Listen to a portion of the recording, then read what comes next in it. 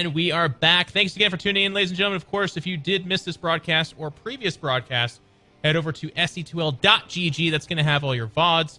But also Day 9's Twitch. Not Twitch, actually. Where do you keep your VODs, Sean? YouTube? At youtube.com/day9tv, or the easiest place to get these matches is to go to day9.tv. All the matches will be spoilered and all the matches will be listed out. Much easier to include your own graphics when it's your own website. So there you go, ladies and gentlemen. That's where you can get these broadcasts. They will all be archived for your viewing pleasure. Enough about the words. Let's go ahead and get into this game. It's Bly versus Grubby. Sean predicts a Bly victory. I'm going to go ahead and piggyback on that. Grubby, a phenomenal player. Obviously, that's not in question. But some people are telling me that Bly is strongest in the ZVP matchup. I love his kind of Ultras, Queen, Infester, like Viper, very technical army, but these Ultras just never die. I hope it gets to that point selfishly because I love that scenario. But then also Grubby, he's been struggling in this matchup. This is kind of where if I see Grubby lose, I feel like it's almost always in a PvZ.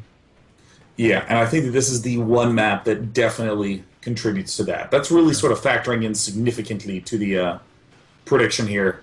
This map is just so many attack angles, and given how much Acer Bly likes to swing in with Banelings and Roaches and, hell, even build hatches at your natural expansion, this is a good map to do it on. So down in the bottom right hand, the man who has the creative plan every time, it is Acer's Bly.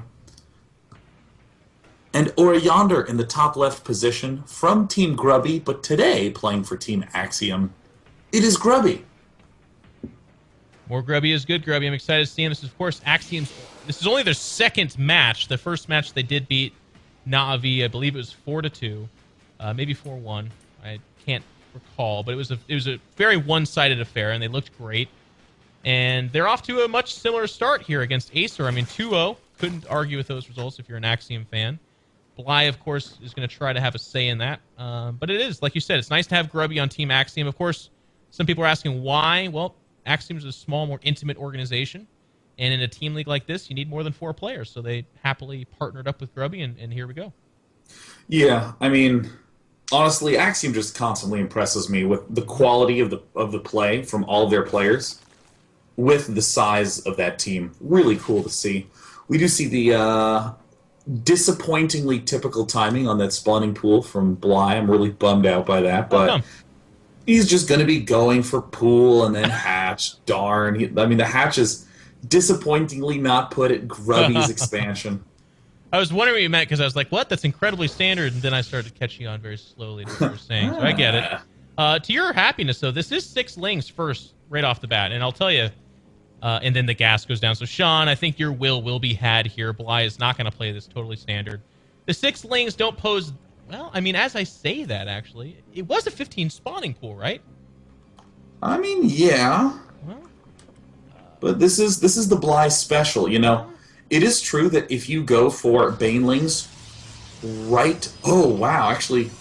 Yeah, if you just build the Baneling nest with your first 50 gas... There is absolutely no force fields that will be available. Right. It just builds a little too fast. We see Grubby doing the complete wall off with those structures. Which is annoying. Looks like he is teasing a little bit of a cannon rush plan. Yeah, the idea here is that if the lings are just going to go straight across the map, then perhaps you can take advantage of kind of that tunnel vision that the Zerg has. Going for a cancellation on this gateway. The cannon will finish, though, and it gets off one glancing shot on the Zergling, which makes its way out of there just fine. With the hatch finishing, I don't know that Grubby's going to try to go for the cannon rush at this point. In fact, I'm going to say he's not. This just becomes a scout because he did see the gas mining, Sean, and one of your greatest defenses against said gas is finding out, is it going to be lings with speed? Is it going to be banelings? Is it going to be roaches? Well, it looks like it is roaches, but I mean, what do you feel about this sort of roach play? I mean, you have the added benefit that your front of your base is super widespread open, so you don't run any of the risks of, you know... Yeah. Not seeing and getting force fielded when you wander up, but, you know, roach pushes ain't the best. They're not. They're kind of like the easy button win button against a lot of things, I guess, because if this doesn't get scouted, if this probe gets denied by the Queen, but I gotta say it, as I'm saying that, like, at least Grubby should see that there's no drones of this natural and be like, wait a second, why is that the case? Yeah. But I guess to finish my thought, on Belshire Vestige, it is a wide open natural area. And most Protoss only have the 1 cannon, so if they do go sentries, there's no way they're going to have enough sentries to stop you from killing that cannon and perhaps going in. But to your point as well, Sean, there's also like the Mothership Core or a Stargate opening like this. I mean, he's going to have Void Rays. Yeah, the Mothership Core really shuts down, like, everything. Gas still being mined. Wow. I mean, yeah, with the Mothership Core shutting down almost everything that Zerg can throw at you, maybe with the exception of Baneling pushes. I mean, what's your goal here as Paranoid? We see him flooding Lings, but he doesn't have speed. The Stargate's coming up. The only thing that makes sense now is a transition to Lair and going for Mutalisks. Well, there's actually a second probe out on the map. It's seeing that there is, in fact, no third here. There is still that probe at the natural just now scouting, and it sees there's no drones. There's Lings coming out. At this point in time, I have to imagine he believes it's Ling, Baneling. These Roaches are still a surprise. Where's the Roaches? He sees the Roach Warren. Yeah. And, well, not a moment too soon, because there the Roaches arrive right to the front door, and they're immediately on target fire. And Grubby, just by going for Stargate, actually cut the Mothership Core out. Very common to delay the Mothership Core when you do these sorts of early expands. And Bly is just catching Grubby completely off guard. Yeah, and you actually brought up a really good point. Without that Mothership Core, there's no Photon Overcharge right here. A Void Ray is about to come out, but my fear for this, Sean, is that there are Lings coming out, and while this is like the most incredibly late speed upgrade, it is going to be open season hunting for Protoss here in a moment.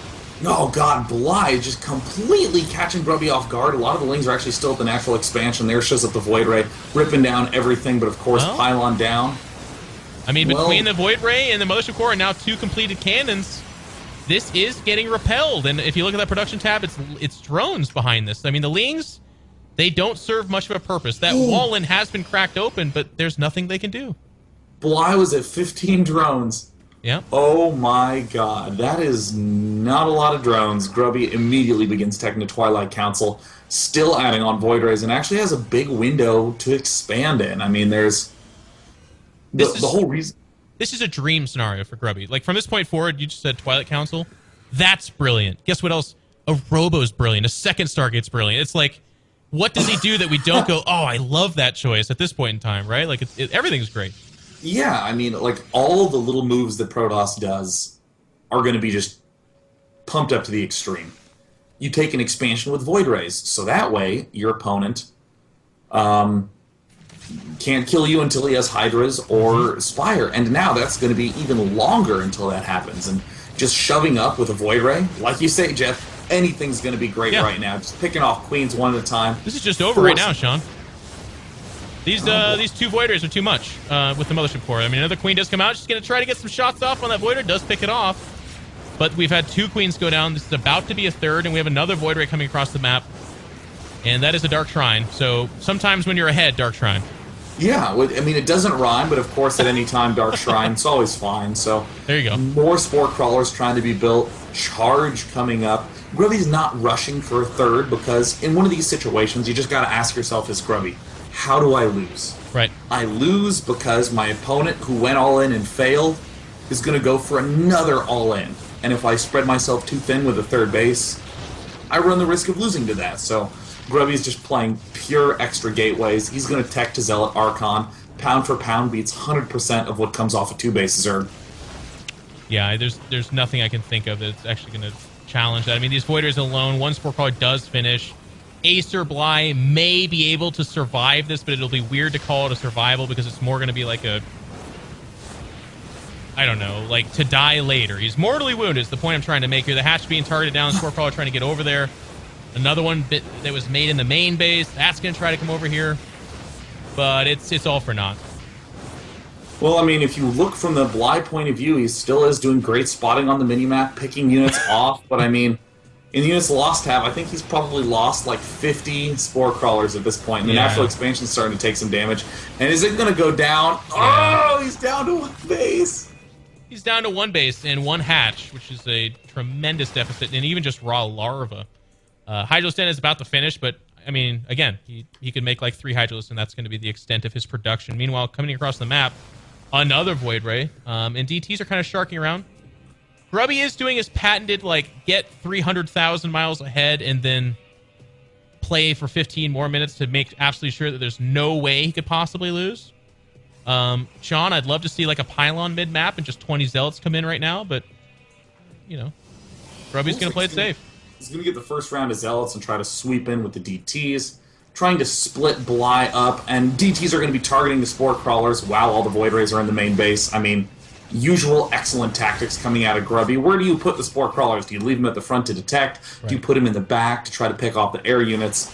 Both are going to be losing options, and we see 14 cells heading down. This natural's going to die again. Doesn't even cancel it. And this isn't like a 5 base, I have 4,000 minerals, I can afford to not cancel. That's actually just insult to injury. Sad face GG as Acer Bly does tap out, and Grubby dominates. I mean, he holds off the all-in and then follows it up with, like we were kind of talking about, super safe play for the very secure win to give them the 3-0 lead. Gosh, I mean, that means our job might almost be over for the day. I mean, that's actually a pretty impressive 3-0. I mean, the Acer players, very notable. Nerchio, Scarlet, Bly, extremely famous players, MMA, just as well as Crank, Ryung, Grubby, Alicia. But gosh, I mean, just utter domination in these first 3 matches. But what a better player to try to bring it back than Nerchio, who's going to be going up against Ryung on Whirlwind as the next match. Most people would say that Ryung is going to be the favorite.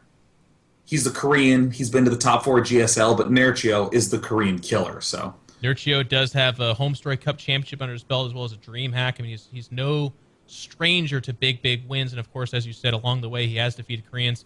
But Acer needs it. They are at match point. They're 0-3 right now in this series, and both teams at 1-0 want to continue that streak. So Team Axiom seems to be rolling. Will Nerchio be able to put a roadblock on that progress? We'll have to wait and see after this commercial break.